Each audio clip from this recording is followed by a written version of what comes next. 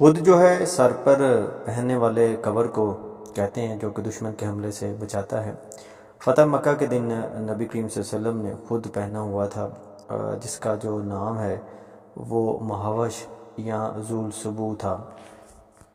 اسی طرح سے آپ صلی اللہ علیہ وسلم کے جو دوسرے آلات جنگ ہیں ان کے بھی جو ہیں وہ نام درجہ ذیل ہیں۔ نبی کریم صلی اللہ علیہ وسلم کے 6 کوسو کمان تھے جن کے نام یہ ہیں: الناظر، روحا، صفرا، السوات، الکتوم اور السداس۔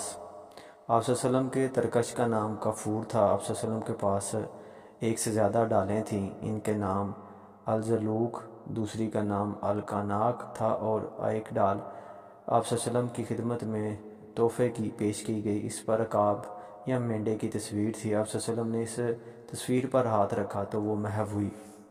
اسی طرح سے نبی صلی اللہ علیہ وسلم کے پاس مختلف اوقات میں 7 گھوڑے تھے جن کے نام جو ہیں وہ کچھ اس طرح سے ہیں: المرتجز، الثقاب، اللہیف، الزلزاز، الوار، الصباح۔